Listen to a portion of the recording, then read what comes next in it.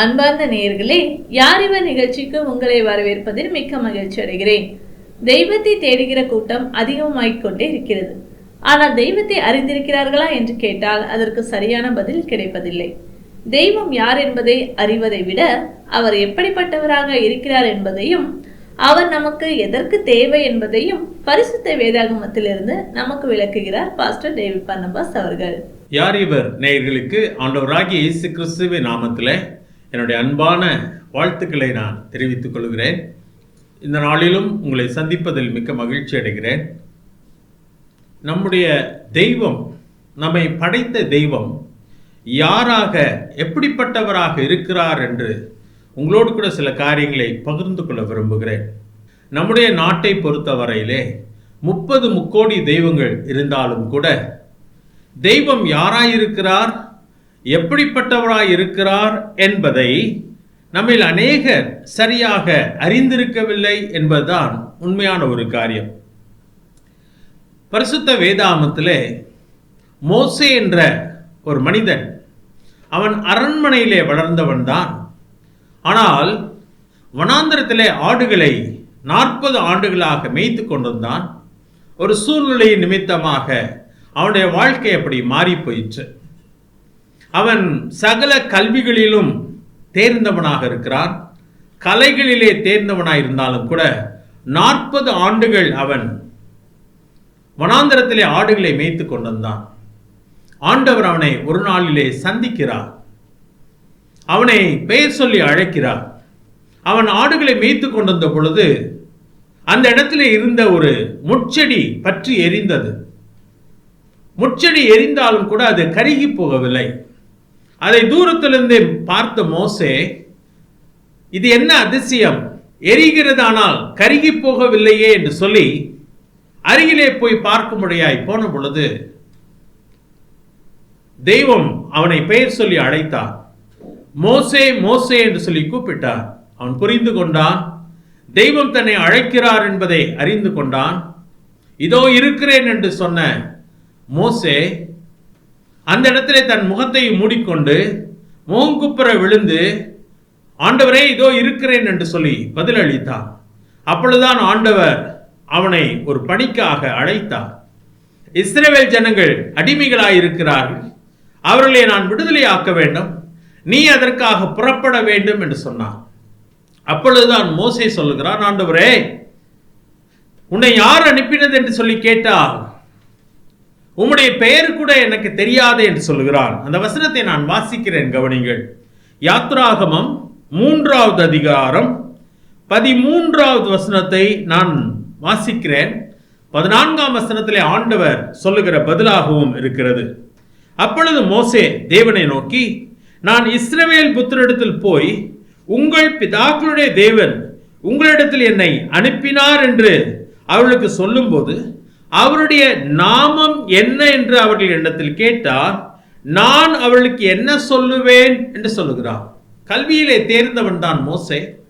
ஆனால் தெய்வம் யாராயிருக்கிறார், தெய்வத்தின் பெயர் என்ன என்று சொல்லி கேட்டால் அவனுக்கு தெரியாதே என்று சொல்லி அவன் சொல்லுகிறான். தெய்வத்துக்கு ஒரு பெயர் உண்டா என்று சொன்னால் பரிசுத்த வேதாகமத்தில் அநேக பெயர்கள் கொடுக்கப்பட்டிருக்கிறது என்பது உண்மைதான். ஆனால் வானத்தையும் பூமியும் உண்டாக்கின தெய்வத்தை ஒரு பெயரிலே அடக்க முடியுமா என்று சொன்னால் முடியாது. தெய்வத்துக்கு ஒரு பெயர் கொடுக்க முடியுமா என்று சொன்னால் முடியாது என்பதுதான் உண்மையான ஒரு காரியம். ஆனால் அநேக பெயர்கள் காரண பெயர்களாக கொடுக்கப்பட்டிருக்கிறது. இந்த இடத்திலே மோசே இப்படி சொன்ன பொழுது ஆண்டவர் பதில் கொடுக்கிறார் 14ஆம் வசனத்திலே. அதையும் நான் வாசிக்கிறேன், பாருங்கள். அதற்கு தேவன், இருக்கிறவராக இருக்கிறேன் என்று மோசேயுடனே சொல்லி, இருக்கிறேன் என்பவர் என்னை உங்களிடத்திற்கு அனுப்பினார் என்று இஸ்ரவேல் புத்திரரோடே சொல்லுவாயாக என்றார் என்று சொல்லப்பட்டிருக்கு. மனிதர்கள் தேவனுக்கு அநேக பெயர்கள் வைத்தார்கள். வேதாந்தத்தில் அந்த பெயர்கள் குறிப்பிடப்பட்டிருக்கிறது. ஆனால் இந்த இடத்துல தேவன் தன்னை யாராக சொல்லுகிறார் என்பதை மிகவும் முக்கியமாய் கவனிக்க வேண்டிய ஒரு காரியம். ஆண்டவர் சொல்லுகிறார், இருக்கிறவராக இருக்கிறேன் என்று மோசேயுடனே சொல்லி, இருக்கிறேன் என்பவர் என்னை அனுப்பினார் என்று சொல்கிறார். இருக்கிறவராக இருக்கிறவர். ஆங்கிலத்திலே I am that I am என்று சொல்லுகிறார். இருக்கிறவராக இருக்கிறேன். அதனுடைய அர்த்தம் என்ன என்று சொன்னால், நேற்று அவர் எப்படி இருந்தாரோ அப்படிதான் இன்றைக்கும் இருக்கிறார். இன்றைக்கு அவர் எப்படி இருக்கிறாரோ அப்படிதான் அவர் நாளைக்கும் இருக்க போகிறார். கடந்த காலத்தில் எப்படி இருந்தாரோ அப்படிதான் நிகழ்காலத்தில் இருக்கிறார். நிகழ்காலத்தில் எப்படி அவர் இருக்கிறாரோ அப்படிதான் எதிர்காலத்திலும் இருக்க போகிறார். அதை பரிசுத்த வேதாகமத்திலே எபிரேயர் என்ற புத்தகத்திலே வாசிக்கும் பொழுது, எபிரேயர் 13வது அதிகாரம் 8வது வசனத்திலே ஆண்டவராகிய இயேசு கிறிஸ்துவை பற்றி சொல்லும் பொழுது, நேற்றும் இன்றும் என்றும் மாறாதவர் என்று சொல்லி வேதாகமம் சொல்லுகிறது. தெய்வம் எப்படிப்பட்டவராய் இருக்கிறார்? அவர் யாராய் இருக்கிறார் என்று சொன்னால், இருக்கிறவராக இருக்கிறவர் தான் தெய்வமாக இருக்கிறார். நன்றாய் கவனியுங்கள். மனிதர்களாய் வாழ்ந்து மரித்து போனவர்களை தெய்வமாக வணங்குகிற ஒரு கலாச்சாரம் நமக்கு உண்டு. ஆனால் தெய்வம் யாராய் இருக்கிறார் என்று சொன்னால், நாம் அநேக நேரத்தில் அதை பற்றி யோசிப்பதில்லை, அதற்கு முக்கியத்துவம் கொடுப்பதில்லை. இது ஒரு தெய்வம் என்று சொன்னால் அதை வணங்க மக்கள் ஆயத்தமாய் இருக்கிறார்கள். இதுவும் தெய்வம் தான் என்று சொன்னால் அதையும் வணங்க ஆயத்தமாய் இருக்கிறார்கள். ஆனால் தெய்வம் யாராயிருக்கிறார் என்பதை நாம் சரியாக புரிய வேண்டும். இங்கே பரிசுத்த வேதாகமத்திலே மோசேயினிடத்தில் ஆண்டவர் தான் யாராயிருக்கிறேன் என்பதை அவர் சொல்கிறார். இருக்கிறவராகவே இருக்கிறவர், நேற்றும் இன்றும் என்றும் மாறாதவராக இருக்கிறவராக இருக்கிறார். தெரியுமா? இதுதான் தெய்வம். இவர்தான் தெய்வமாக இருக்கிறார். தெய்வம் மாறுவதில்லை, அவருக்கு தோற்றமும் இல்லை முடிவும் இல்லை என்று சொல்லி வேதம் சொல்கிறது. அவருக்கு ஆரம்பமும் இல்லை முடிவும் இல்லை என்று சொல்லி பரிசுத்த வேதாகமம் தெளிவாய் சொல்கிறது. அவருக்கு பிறப்பும் இல்லை மரணமும் இல்லை. அவரே ஆரம்பமாகவும் அவரே முடிவாகவும் இருக்கிறார். ஆதியில் இருந்தவர் என்றும் பரிசுத்த வேதாகமம் சொல்லுகிறது. இதை நானும் நீங்களும் தெளிவாக புரிந்து கொள்ள வேண்டும். பரிசுத்த வேதாகமத்தின் தேவன் யாராய் இருக்கிறார் என்று சொன்னார், அவர் என்றென்றைக்கும் இருக்கிறவராக இருக்கிறார். அவர்தான் தெய்வம். அந்த தெய்வம் தான் நமக்காக இந்த பூமியிலே மனிதனாக அவதரித்தார். மனுக்குலம் ஒரு நாளிலே சிருஷ்டிக்கப்பட்டது. என்றென்றைக்கும் ஜீவித்திருக்கிற தேவன் மனிதனை தம்முடைய சாயலிலே சிருஷ்டித்தார். உங்களையும் என்னையும் அவருடைய சாயலிலே படைத்தார் என்று சொல்லி பரிசுத்த வேதாகமம் சொல்கிறது. ஆனால் நம்மை படைத்த தெய்வம் யாராயிருக்கிறார் என்று சொன்னால், அவர் ஒரு நாளிலே தோன்றி ஒரு நாளிலே மறைந்து போனவர் அல்ல. அவர் என்றென்றைக்குமாய் இருக்கிறவராக இருக்கிறார். அவரிடத்திலிருந்துதான் எல்லாம் தோன்றினது. அந்த தெய்வம் தான் பரிசுத்த வேதாகமம் சொல்கிறது இந்த பூமியிலே மனிதனாக அவதரித்தார். இந்த பூமியிலே அவர் வந்த பொழுது அவருக்கு இயேசு என்ற பெயர் கொடுக்கப்பட்டதுன்னு சொல்லி பரிசுத்த வேதாகமம் தெளிவாய் சொல்லுகிறது. இயேசு என்ற பெயர் அவருடைய பெயரா என்று சொன்னால் அவருக்கு கொடுக்கப்பட்ட பெயராக இருக்கிறது. இயேசு என்ற பெயருக்கு அர்த்தம் தமது ஜனங்களின் பாவங்களை நீக்கி அவர்களை ரட்சிப்பவர் என்பதுதான் பொருள். அவர் கிறிஸ்துவாக, இரட்சகராக, மனுக்குலத்தின் பாவத்தை போக்கும் பாவ நாசகராக இந்த பூமியிலே அவதரித்தார். இயேசு என்ற பெயருக்கு அர்த்தம் இரட்சகர் என்பதாகும். ரட்சிக்க வந்ததினாலே அவருக்கு இயேசு என்ற பெயர் கொடுக்கப்பட்டதா இருக்கிறது. ஆனால் அவர் யாராயிருக்கிறார் என்று சொல்லி பரிசுத்த வேதாகமத்திலே யோவான் 1 அதிகாரம் 1 வசனத்திலே வாசிக்கும் பொழுது இதே காரியத்தை நாம் பார்க்கிறோம். ஆதியிலே வார்த்தை இருந்தது, அந்த வார்த்தை தேவனிடத்தில் இருந்தது, அந்த வார்த்தை தேவனாய் இருந்தது, அவர் ஆதியிலே தேவனோடு இருந்தார் என்று சொல்லி வாசிக்கிறோம். வானத்தையும் பூமியும் உண்டாக்கின தேவன் மனிதனை பாவத்திலிருந்து விடுதலை ஆக்கும்படியாக, மனிதனுக்கு ரட்சிப்பை கொடுக்கும்படியாக, அவனை தன்னோடு கூட என்றென்றைக்கும் வாழும் பாக்கியத்தை அவனுக்கு அருளும்படியாக தேவன் மனிதனாக இந்த உலகத்திலே அவதரித்தார். மனிதனையும் தேவனையும் பிரித்த காரியம் எதுவென்று சொன்னால் பாவமாக இருக்கிறது. பாவத்தை யாருமே மறுக்க முடியாது. இந்த பூமியிலே அக்கிரமம் நிறைந்திருக்கிறதை நானும் நீங்களும் கண்கூடாக பார்த்து கொண்டிருக்கிறோம். மனிதனை தேவன் படைத்த பொழுது அவனை பாவத்தோடு கூட படைக்கவில்லை. அவன் தேவனைப் போல பாவமற்றவனாக படைக்கப்பட்டான். ஆனால் பிசாசின் வஞ்சனையினாலே பாவம் மனிதனுக்குள்ளாக பிரவேசித்தது. இன்றைக்கு மனிதனை பாவம் தேவனை விட்டு பிரித்து விட்டது. ஆனால் நம்மை படைத்த தெய்வம், என்றென்றைக்குமாய் வாழுகிற தெய்வம், இந்த பூமியிலே நமக்காக அவதரித்தார். மனித ரூபத்திலே அவதரித்தார். அவரை பற்றி சொல்லும் பொழுது அவர் ஆதியிலே இருந்தார் என்று சொல்லப்பட்டிருக்கிறது.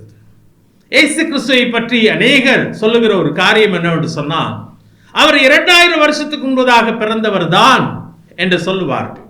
ஆம், அவர் 2000 வருஷத்துக்கு முன்பதாக மனிதனாய் பிறந்தார்.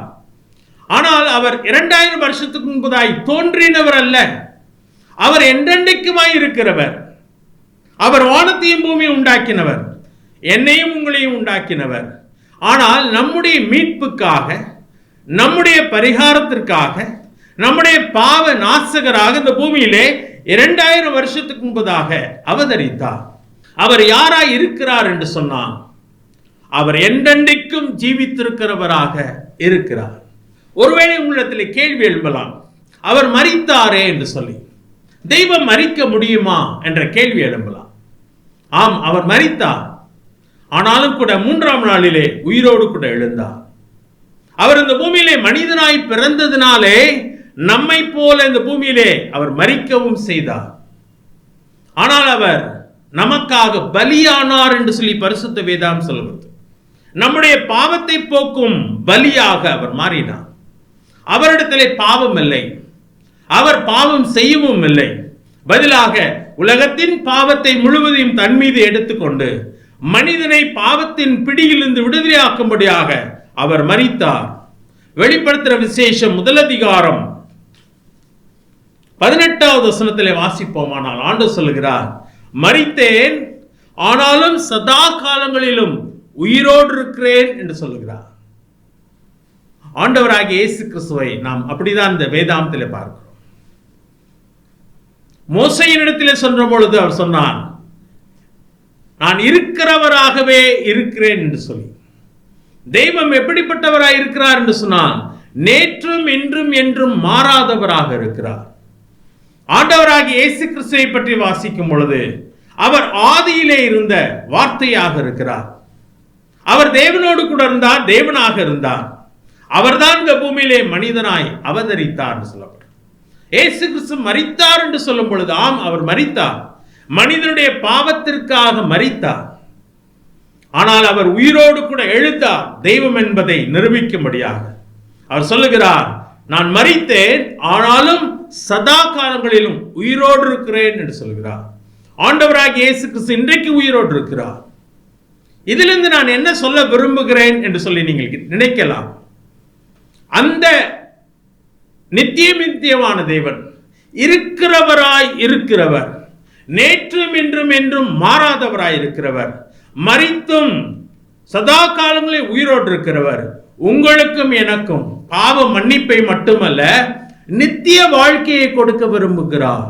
நாமும் என்றென்றைக்கும் வாழும்படியான ஒரு முடிவில்லாத வாழ்க்கையை அருள விரும்புகிறார். பிரியமானவர்களே, தெய்வமே மரித்து போகுமானால் அவர் எப்படி எனக்கு நித்திய வாழ்க்கையை கொடுக்க முடியும்?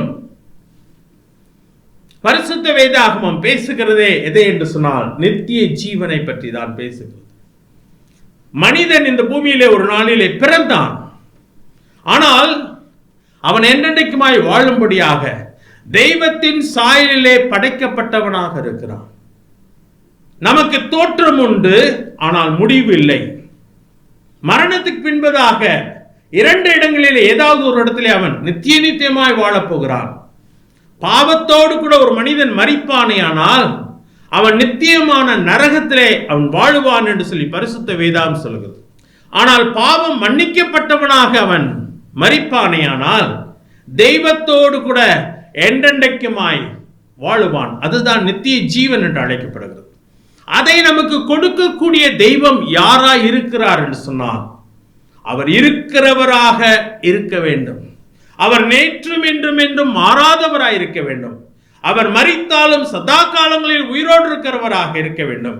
அவர்தான் இந்த ஆண்டவராகிய இயேசு கிறிஸ்து. பிரியமானவர்களே, உங்களுக்கு நித்திய ஜீவன் வேண்டுமா? உங்களாலே பணம் சம்பாதிக்க முடியும். நீங்கள் உயர்ந்த பதவியிலே நீங்கள் இருக்கலாம். உங்களுக்கு வேண்டிய எல்லாவற்றையும் உங்களாலே பெற்றுக்கொள்ள முடியும். ஆனால் மரணத்திலிருந்து விடுதலை வேண்டுமா? மரணத்துக்கு பின்பதாக நித்திய வாழ்க்கை வேண்டுமா? மரணத்தை நீங்கள் ஜெயித்தவர்களாக வாழ வேண்டுமா? தேவனோடு கூட நீங்கள் நித்திய காலமாய் வாழ வேண்டுமானால் உங்களுக்காக நித்திய ஜீவனை கொடுக்கிற தேவனை பற்றி தான் இன்றைக்கு நாங்கள் பிரசங்கம் பண்ணி கொண்டிருக்கிறோம். பரிசுத்த வேதாகமம் இந்த உலகத்துக்குரிய காரியத்தை மட்டும் கொடுக்கும் என்று சொல்லி வேதம் சொல்லவில்லை. பதிலாக ஆண்டவராகிய இயேசு கிறிஸ்து இந்த பூமியிலே வந்ததின் நோக்கமே என்னவென்று சொன்னார், மரணத்துக்கு பின்பதாக நீங்களும் நானும் அவரோடு கூட வாழும்படியாக தேவன் ஒரு வாய்ப்பை கொடுத்திருக்கிறார் என்ற நற்செய்தியை சொல்லும்படியாக தான். பிரியமானவர்களே, அந்த நிச்சயம் உங்களுக்கு இருக்கிறதா? தெய்வம் யாராய் இருக்கிறார் என்று சொன்னால், அவர் எப்படிப்பட்டவராய் இருக்கிறார் என்று சொன்னால், அவர் இருக்கிறவராகவே இருக்கிறவர். அவருக்கு தோற்றமும் இல்லை, முடிவும் இல்லை. ஆனால் மனிதர்களாகிய நமக்கு தோற்றம் உண்டு. நாம் ஒரு நாளிலே பிறந்தோம், ஆனால் நாம் இல்லாமல் போக போகிறது. நமக்கு முடிவு என்பதே இல்லை.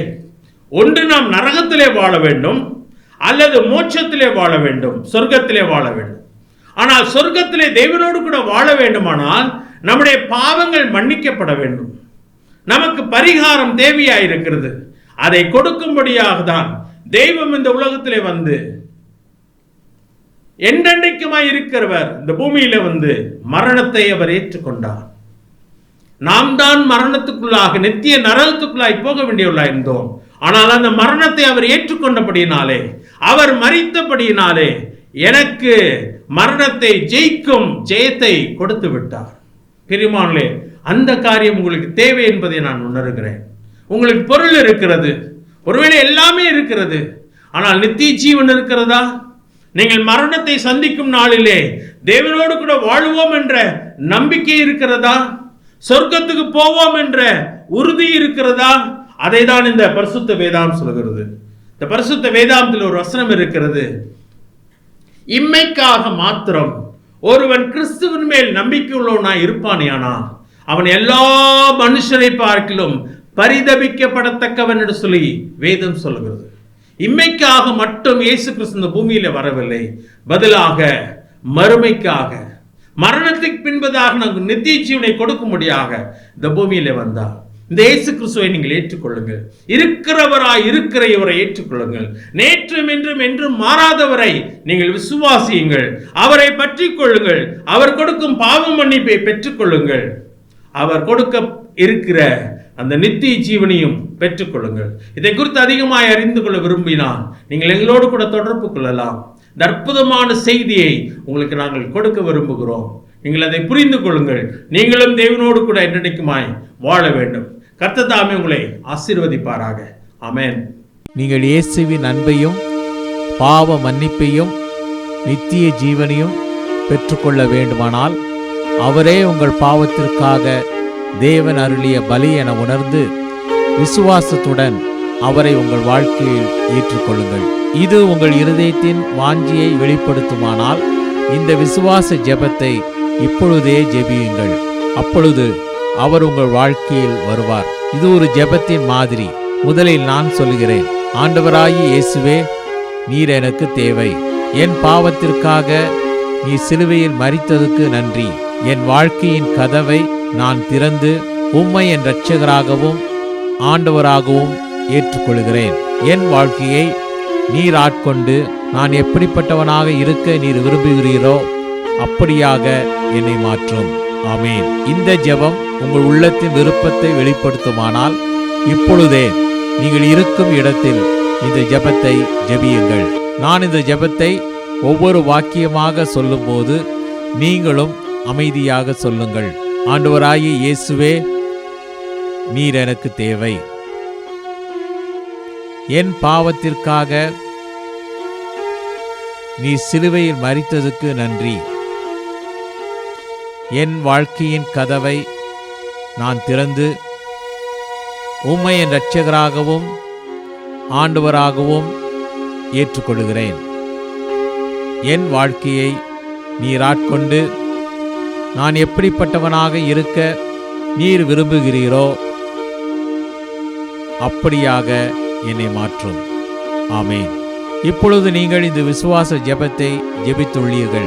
இயேசு கிறிஸ்துவை உங்கள் வாழ்க்கையில் வரும்படி அழைத்திருக்கிறீர்கள். அவரை வேண்டிக் கொள்ளும்போது அவர் வருவதாக வாக்களித்துள்ளதால் அவர் வாக்களித்தபடியே வந்துள்ளார் என்பதை நிச்சயமாய் அறிந்து கொள்ளுங்கள்.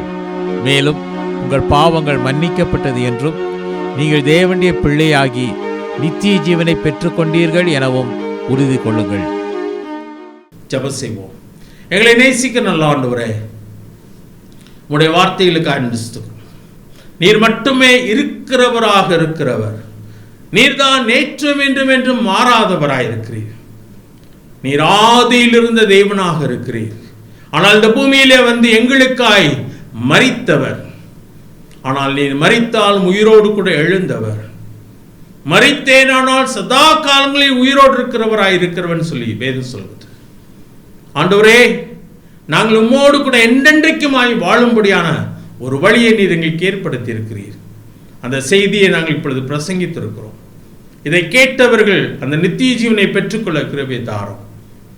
அவர்கள் உம்மோடு கூட என்றென்றைக்குமாய் வாழ வேண்டும். அவர்களை ஆசீர்வதியும். இயேசு கிறிஸ்துவின் நாமத்தில் கேட்கும் நல்ல பிதாவே, ஆமென்.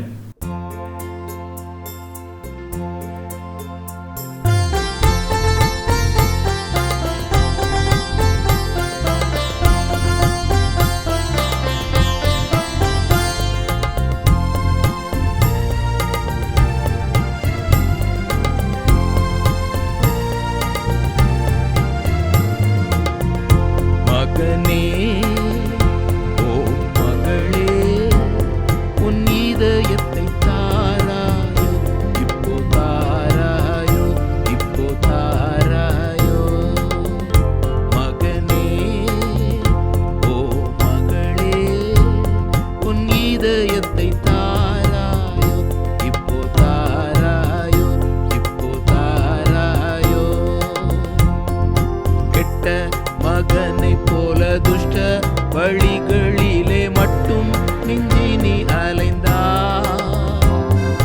கெட்ட மகனை போல துஷ்ட வழிகளிலே மட்டும் மிஞ்சி நீ அலைந்தா.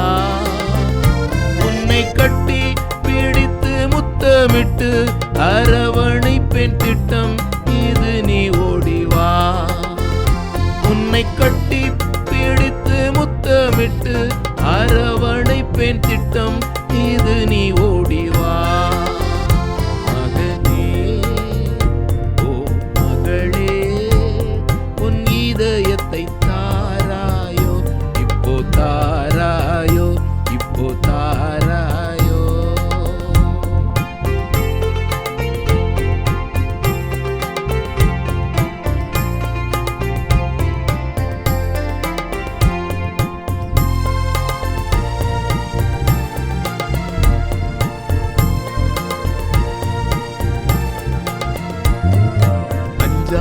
மனதுடனே பஞ்சம பாதகங்கள் நெஞ்சவுமே நீ புரிந்தா.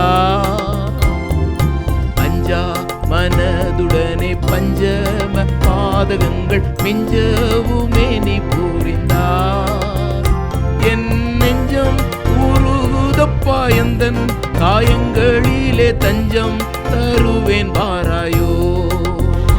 என் நெஞ்சம் உருகுதப்பா, எந்தன் காயங்களிலே தஞ்சம் தருவேன் வாராயோ. மகனே, ஓ மகளே, உன் இதயத்தை தாராயோ, இப்போ தாராயோ, இப்போ தாராயோ.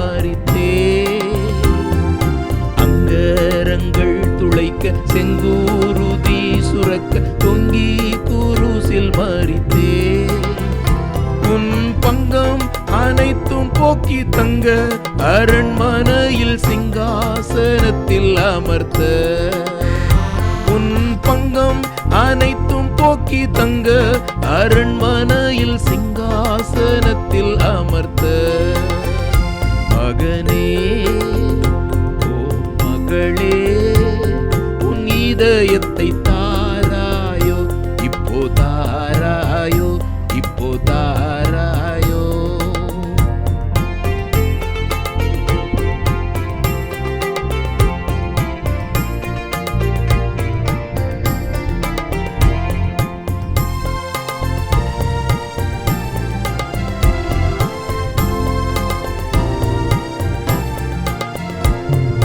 நித்திய ராஜ்யத்தில் நித்திய ஜீவனோடு நித்திய காலம் வாழலாம்.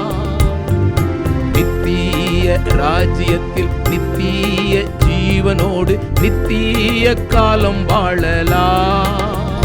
பரிசுத்த உலகமதிலத்தன் மணவரையில் நித்தம் சுகித்திடலாம். பரிசுத்த உலகமதிலத்தன் மணவரையில் நித்தம் சுகித்திடலாம். மகனே ஓ மகளே உன் இதயத்தை தாராயோ இப்போ தாராயோ இப்போ தாராயோ. தெய்வம் என்றும் மாறாதவராக இருக்கிறார் என்றும் அவர் நம்மை நேசித்தபடியால் நம்மை தேடி உலகில் வந்தார் என்றும் கேட்டோம். நம்மை பாவத்தில் இருந்தும் அதன் தண்டனையிலிருந்தும் விடுவிக்கவே தெய்வமாய் இருந்த இயேசு கிறிஸ்து இந்த உலகில் மனிதனாக வந்து நம்முடைய பாவத்தை தன் மீது ஏற்றுக்கொண்டு நமக்கு பதிலாக சிலுவையில் ரத்தம் சிந்தி மரித்தார். மரித்த இயேசு கிறிஸ்து அடக்கம் பண்ணப்பட்டு 3ஆம் நாள் உயிருடன் எழுந்தார். உங்களுடைய தவறுகளை இயேசு கிறிஸ்துவிடம் சொல்லி அவர் உங்களுக்காக மரித்தார் என்று நம்பி அவரை உங்கள் வாழ்க்கையில் ஏற்றுக்கொண்டு உங்கள் வாழ்க்கையை அவருடைய கரத்தில் ஒப்புக் கொடுக்கும் போது உங்கள் பாவத்தை மன்னித்து பாவத்திலிருந்தும் அதன் தண்டனையிலிருந்தும் உங்களை விடுவித்து மரணத்திற்கு பின் தெய்வத்தோடு வாழும் ஸ்லாக்கியத்தை கொடுப்பார். இந்த ஆண்டவராகிய இயேசு கிறிஸ்துவை ஏற்றுக்கொண்டு உங்களுடைய பாவங்கள் மன்னிக்கப்பட்டு தெய்வத்தோடு வாழ விரும்புகிறீர்களா? உங்களுக்கு ஆலோசனை கூறவும் உங்களுக்காக ஜெபிக்கவும் ஆவலாய் இருக்கிறோம். இந்த நிகழ்ச்சி குறித்த உங்கள் கருத்துக்களையும் கேள்விகளையும் எங்களுக்கு தெரியப்படுத்துங்கள். எங்கள் முகவரி ஒளியும் வாழ்வும் இயக்கம், C26, ஜெய்நகர், திருவெரும்பூர், திருச்சிராப்பள்ளி 620013. அலைபேசி எண் 7598137441 மற்றும் 9487007441. Email ID tv@lala.org.in. இவ்வளவு நேரம் இந்நிகழ்ச்சியை கண்டு கழித்தமைக்கு நன்றி. இயேசு கிறிஸ்துவை ஏற்றுக்கொள்வதால் கிடைக்கும் பாவ மன்னிப்பின் சந்தோஷம் உங்கள் உள்ளங்களையும் இல்லங்களையும் நிரப்புவதாக. ஒளியும் வாழ்வும் இயக்கம் சார்பாக உங்களுக்கு எங்கள் வாழ்த்துக்கள். வணக்கம்.